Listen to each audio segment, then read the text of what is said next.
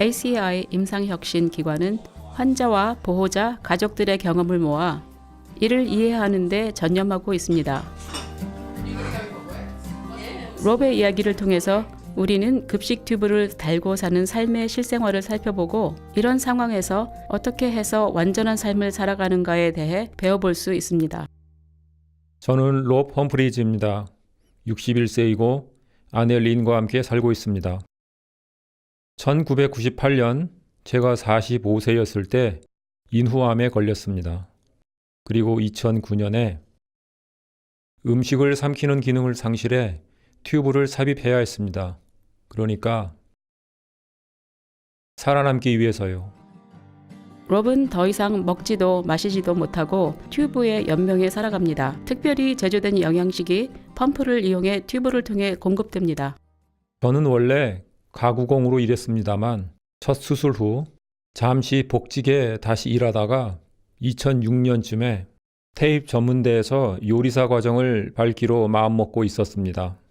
다시는 음식을 삼킬 수 없다는 말을 듣는 것은 그리고 나서 제가 임상심리치료사와 상담을 했는데 다른 방법으로 설명을 해주더군요. 저는 그래, 이 방법밖에 없다면 해야지. 그리고 살아남아야지 했던 겁니다. 그때 그렇게 하지 않았다면 지금 여기에서 이야기를 들려드리고 있지도 않을 겁니다. 급식 튜브는 일상적인 음식 섭취만으로는 필요한 필수 영양을 공급받지 못하는, 충분히 먹거나 마시지 못하는 사람들을 위해 마련된 것입니다. 위로슬로 위에 뚫린 구멍에 연결된 급식 튜브나 기구가 위벽을 통해 직접 위에 삽입되는 것입니다. 이렇게 해서 그 사람에게 필요한 특별한 영양 보충제와 약물과 수분을 넣을 수 있는 것이죠. 제가 처음 튜브를 달고 태어날 때 바구니 한가득 이만큼 음식을 주더군요. 그리고 한 번도 본 적이 없는 주사기도 상자 가득 받았습니다. 기계에 필요한 많은 것들이 들은 패키지를 안겨주고는 이렇게 말하더군요. 집에 돌아가시고 무슨 문제가 생기면 전화 주세요. 집에 돌아와 상자 가득한 음식들과 그 수많은 딸린 것들의 쇼크에서 벗어난 후에 이건 마치 그래도 배우게 됩니다. 스스로에게 맞는 규칙을 개발하게 됩니다. 특히 급식 속도에 관해서는 하루에 얼마나 넣어야 하는지, 뭘 조심해야 하는지 여러분께 버디를 소개해 드리겠습니다. 버디는 지금 제 단짝 친구예요. 아내는 빼고 말이죠. 그리고 이 친구가 제 작은 음식 지원 체계랍니다. 펌프를 사용하는 데는 두 가지 방법이 있는데요. 작은 프레임을 이용해 테이블 위에 놓고 쓸 수도 있고 이 작은 펌프를 이용하며 이용할 수도 있습니다. 저는 활동적이고 돌아다니기를 좋아해서 병원에서 여기 백팩에 넣어 가지고 다니시죠 하더군요. 튜브를 씻어내리지 않으면 밑에서 영양식이 시멘트처럼 굳어버려서 어쩔 수 없이 병원에 갈 수밖에 없는 일이 생깁니다.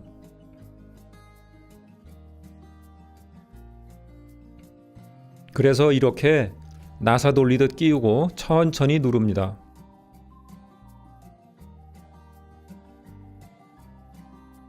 너무 빨리 하면 너무 많이 차는 느낌이 들어요. 저는 주로 3분의 2까지 넣습니다.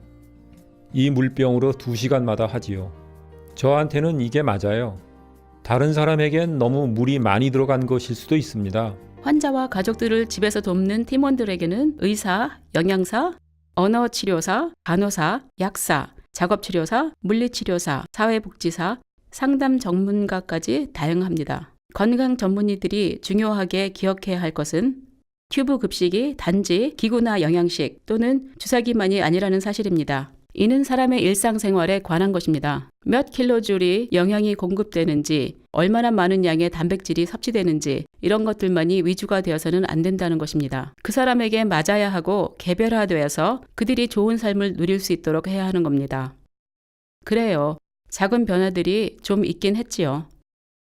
예전처럼 자주 레스토랑 같은 곳으로 저녁 식사하러 나가지 않게 됐어요. 그래도 여전히 친구들을 만나죠. 여전히 친구들 집에도 가서 저녁 식사도 해요. 친구들은 어떤 상황인지 다 알거든요. 그래서 롭은 자기 음식을 가져가면 돼요. 남편은 스카우트 지도도 하거든요. 어린이들에게 주사기를 보여주기도 해요. 주사기로 아이들에게 물총을 쏘기까지 하는걸요? 우연히. 그래요. 잘못해서 맞아요. 남편은 유머 감각이 뛰어나요. 그게 이 일을 극복하는 데 도움이 많이 됐어요. 스카우트 일을 하는 게 저한테 도움이 많이 됐습니다. 제가 처음 퇴원했을 때 그 스카우트 어린이들이 마치 제 지원군까지 된 것 같았어요. 그래요. 정작 일을 당하는 사람에게는 도움이 필요해요. 돌보는 사람은 옆에서 도움을 주는 거예요. 정말 고맙지요. 그래요. 그리고 함께 이겨나가는 거예요. 질문을 많이 하세요. 확실하지 않은 건 물어보세요. 다시는 먹지도 마시지도 못한다는 사실을 받아들이는 것은 정말 어려운 일일 것입니다. 그것은 왜냐하면 음식이란 누구나의 생활에 정말로 큰 부분을 차지한다고 볼 수 있거든요. 사회활동의 일부분이고 종교 행사, 문화 행사의 일부분이죠. 먹거나 마시지 못한다면 그런 행사에 참여하는 게 정말 힘들 테니까요. 그래서 가족과 환자에게 커다란 변화가 됩니다. 마치 벽에 머리를 부딪히는 것 같았습니다. 어떻게 받아들여야 하는지 알 수가 없었어요. 그런 곳에 앉아 있게 되면 맛있는 냄새가 풍기는 그런 곳에 그저 앉아서는 아, 그래, 맛있게 보이지만 내가 먹을 수는 없구나. 그래서 그게 악몽 같았어요. 적응하는 데 오랜 시간이 걸렸습니다.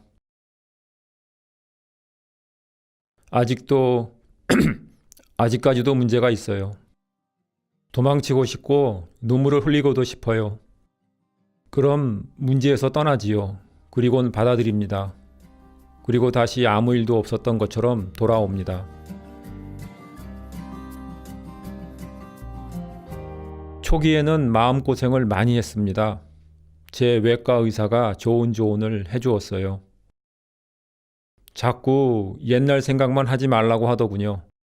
이런 일이 왜 나에게 생겼나 하는 생각도 그만하라며 이렇게 말했어요. 아내가 있지 않습니까? 새 아들도요. 당신의 미래가 그 가족들과 함께 있는 겁니다. 그게 16년 전입니다. 그리고 그 세월 동안에 저는 제 아들들이 자라는 걸 지켜봤고 큰아들이 결혼을 하고 첫 딸을 낳는 것도 지켜봤습니다. 해외여행도 할 수 있었습니다. 2년 전의 일이에요. 그건 준비부터 꽤 손이 많이 가는 일이었지만 모든 장애물들을 넘고 보니 즐거운 여행이었습니다. 사람들을 만나는 것도 즐거웠고요. 롭은 훌륭한 본보기가 되는 사람입니다. 많은 역경에 부딪혔고 정상 생활에서 먹지 못하는 상황으로의 변화에 적응하고 새로운 급식 튜브를 받아들여야 했습니다. 이제 그는 가족들과 함께 놀라운 삶을 살고 있습니다.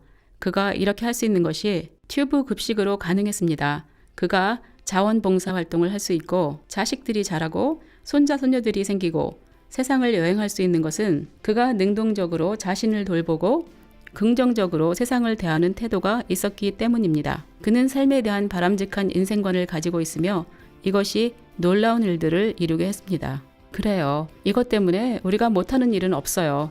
하는 방식을 조금 바꿨을 뿐이지 여전히 활동적이고 모든 일을 한답니다. 이렇게 생각해야 할 것 같아요. 이런 일로 실망하지 말자. 왜냐하면 아무리 나쁜 일에 처했더라도 나보다 더 나쁜 상황에 있는 사람이 있기 마련이다라고요. 계속 살아가야 해요. 계속 웃으면서요. 계속 웃으면서요.